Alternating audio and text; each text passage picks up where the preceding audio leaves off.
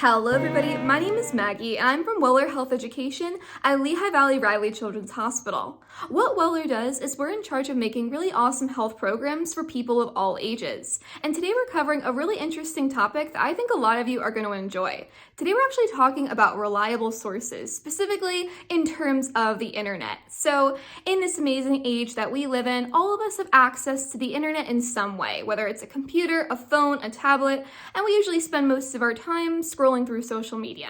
Now, when we're online, when we're trying to do some research, when we're checking our timelines, it can be hard to tell the difference between what's real and what's fake. And that's what we're going to try to cover today, help you all to understand reliable sources a little bit better, what makes a source true, what makes a source false, and we'll also talk about the peer review process and what that means as well.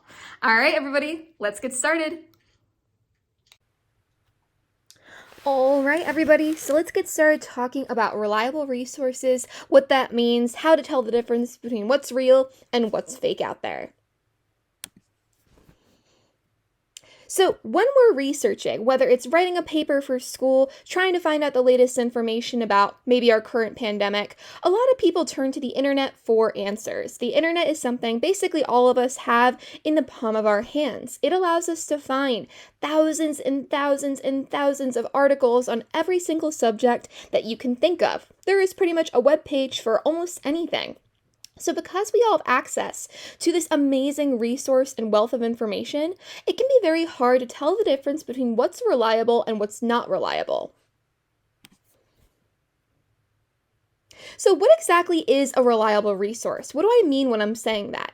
So a reliable source is one that provides a thorough, well-reasoned argument, theory, discussion based on strong evidence. So whatever theory you're making, whatever argument you're making, whatever you're trying to prove, it's based on evidence. Now, this evidence can be different for everything. In the scientific community, for example, they try to get their evidence by doing research, by trying to prove a hypothesis using the scientific method. With history, their evidence is historical documents and artifacts found throughout time that is done, again, with research. Even with business, they use things like statistics as their basis for evidence. So to make a reliable source, you have to have evidence to back it up. That's why these claims are things that we can trust. But how do we actually know if a source is reliable? How do we look at things like articles on the internet? How do we look at it and know for sure that it's reliable information that we're viewing? How do we know we're not being lied to, cheated, or that it's actually fake news? Well, the best sources are the ones that are peer-reviewed. So especially in things like science, even in things like history, sociology, things like psychology. Anytime you publish any information, it has to go through the peer review process first. Well, what exactly is peer reviewing? What do I mean by that? So peer reviewing is when other professionals in the same field, no matter what field you're in, review somebody else's research or work just to kind of check it over, to make sure it's valid, that they're following the correct steps, that their math adds up. So the peer review process is very important. And it's something that we start at a really young age. So think about when we're in school, when we're writing papers. Before we submit it, we usually have our friends read it over just to make sure there's no errors. I did the same thing with this very presentation. I had my coworker read it over to just make sure it was correct, that there weren't any errors. And it's the same thing in research. What we do is we're making sure other professionals who are experts in our field are looking things over to make sure it is correct and it is valid. We want to make sure that we're following not only the scientific method, but also other acceptable methods in other fields of studies. Now, the peer review process is a little more complicated than just kind of reading somebody's paper. There's actually many levels to the peer review process. It's not like you have your other science buddy check it out and say, this is good, go ahead and publish it. So once you submit any type of article, no matter what you're in, whether it's business, science, history, any field of study, once you have an article ready to go, you're going to submit it. It's going to be assessed by an editor, and they absolutely can right away say, you know what, this is rejected. Your science, it is junk science. You did not follow the steps of the scientific method. Go back to the drawing board. But if it is passed through, then it's sent to other reviewers. And it's not just one, it's usually sent to multiple. So when they do the peer review process, it's usually reviewed by multiple people, not just one singular person. We want to make sure we're having other eyes to view it, just to make sure there's no bias. Well, what exactly is bias? Well, hold on to that thought. I'll talk about it later on.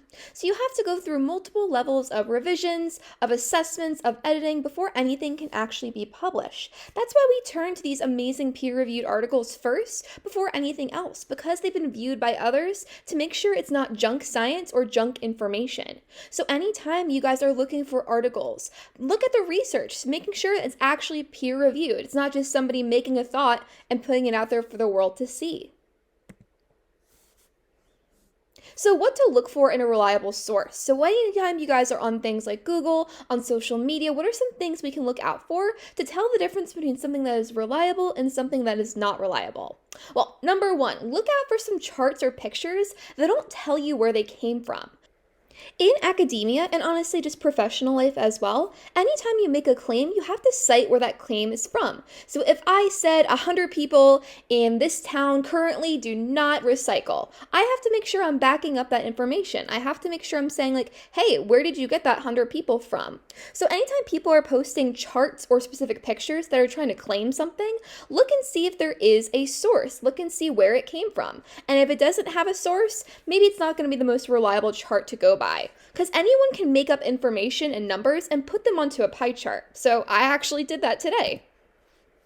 So here's a fun little chart that I made for you guys. So this right here is the percentage of people who believe birds are robots made by the government. And according to my chart right here, apparently 99% of the population believes this, with only 1% of the population of people thinking birds are, well, just birds. So you can share this at any time. You can share this on Instagram, on Facebook, on TikTok, and a lot of people will view this and say, hey, that's in a chart, so that must be right, right? And that's not the case, because this chart, it doesn't tell you where the research came from. So a lot of times with reputable sources, it'll have information. It'll have a citation either in the top or on the bottom that'll tell you where this research or where this information came from. And if you don't see that, well, I wouldn't trust it, and I especially wouldn't share it to other people. We don't want to be making claims that are false. Okay, so number two, what else can I look for in a reliable source? Well, when you're looking at information, whether it's a news article, a picture of information, somebody making a claim, check for accuracy and bias. Sometimes we actually have to look at something and just say to ourselves, well, does that really make sense? Because sometimes people share things, and honestly, if you really think about it, they don't always make sense. They're not always accurate. So sometimes we do have to use a little bit of intuition and just say to ourselves, is this really accurate and is this really proportional? And we also have to check for bias. Well, what exactly is bias? So bias is something people have, especially when it comes to research, and it's sort of like an opinion or maybe an unconscious thought that we have that can kind of change our information and our views. So for example, if I had bias, here's a great example to kind of explain it a little bit. So for me, my favorite food is chocolate ice cream. Chocolate ice cream is the best. That is my opinion. That is my taste. I love chocolate ice cream. So if I took one of you to an ice cream shop today and you asked me which flavor to get, I would probably tell you chocolate ice cream because, well, chocolate ice cream is my favorite, and that means I have bias towards a particular kind of ice cream. Now, sometimes people let their bias creep into their research. And when it comes to research, we want it to be bias-free. Because when something is bias-free, that means it is objective, not subjective, which basically means it's based on facts, not on opinions. Number three, what else to look out for? Well, make sure the article is up to date. You would be surprised how many people try to use articles that are really out of date to prove a point. Science, and honestly just information in general, is always changing as we learn new things, and it influences facts from fiction. So make sure anytime you guys are sharing some articles or pictures or trying to find some for research, look at the dates. If the dates seem kind of a little far out, that may not be the most up-to-date article to use. Now, this happens all the time, so make sure you guys are always looking, whether it's from a news article, from a picture, from a citation. Check it out and see, because we don't want to be using things that are super out of date and not really up to speed with our current research and current data.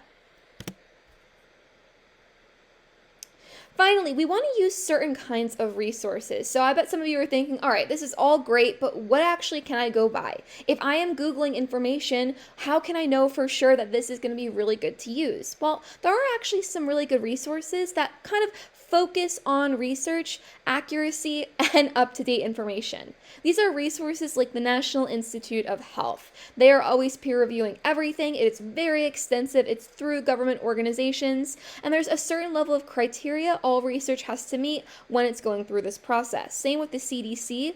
Google Scholar is a great one because it's a database for things that are peer reviewed and for resources. Same thing with JSTOR. You guys will use that a lot one day if anybody's going to plan on going to college or doing a lot of research in high school. And even just journals from universities. We want to make sure our information is coming from people who are educated on the topics we want to know more about.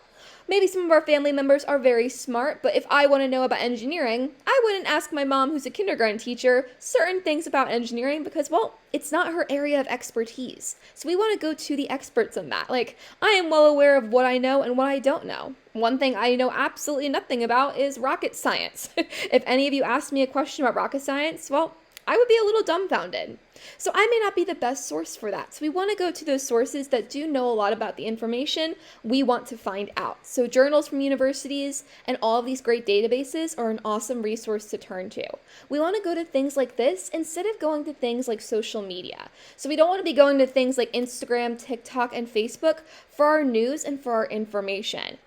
Even though social media is fun and it's a great way to bring people together, that should not be our primary way of learning. We want to turn to those sources that have that certain level of criteria and review process that social media does not have. Even things like Wikipedia, even though it's great for finding some quick information, like if you want to learn a little bit more about the Gettysburg Address, that would be a great way to just kind of brush yourself up on some of that knowledge, but maybe I wouldn't use Wikipedia, especially if you're trying to cite it in a paper. Because the thing with Wikipedia is, well, anybody can edit it. You could go to Wikipedia right now, fill out a whole article, fill out a whole section, and you could do that all by yourself without anyone really checking your information over. So even though Wikipedia can be very useful, it may not be the best resource to go to, especially when it comes to citing certain information, especially for school or for work. All right, everybody. So thank you all so much for watching. I hope you all learned a little bit more about research and reliable sources today. Hopefully this will make you all better researchers, especially if any of you want to go into science, business, or history one day. So I hope everybody learned something. I hope you all enjoy, and I hope you all have a great rest of your day. See you all in the next video. Bye!